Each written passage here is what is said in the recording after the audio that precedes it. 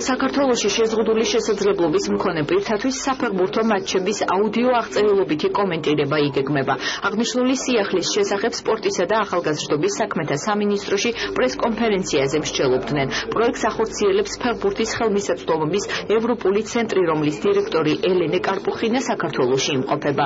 მის მიერ წარმოდგენილ პრეზენტაციას სამინისტროს წარმომადგენლები, ჟურნალისტები და უსინათლო პირები დაესწრნენ. კომენტატორები, რომლებიც შეზღუდული შესაძლებლობის მქონე პირებისთვის იმუშავებენ, სპეციალურად მომზადდებიან და შესაბამის ტრეინინგებს გაივლიან. პირველ ეტაპზე კი მათი შესარჩევი კონკურსი გამოცხადდება.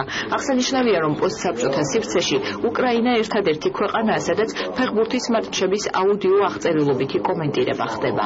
ძალიან საინტერესო პროექტია, იმიტომ ეს ეხება ადამიანებს შეზღუდული შეხედულობით.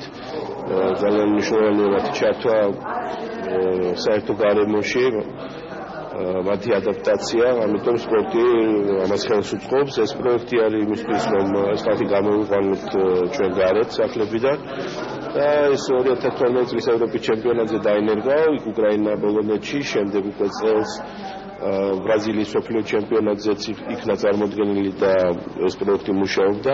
ამიტომ ჩვენ ვფიქრობთ, რომ ეს ჩვენი საზოგადოებისთვის მნიშვნელოვანია, იმიტომ რომ არსებობენ ესეთი ადამიანები. ის გულისხმობს უსინათლოებისთვის და სხვადასხვა სახის შესაძლებლობა შეზღუდული ადამიანებისთვის ისეთი გარემოს შექმნას, რა დროსაც ამ კატეგორიის ადამიანებს მიეცემს შესაძლებლობა სხვადასხვა სპორტული შეჯიბრებების, თამაშის და ღონისძიებების მოედნებზევე დასწრების.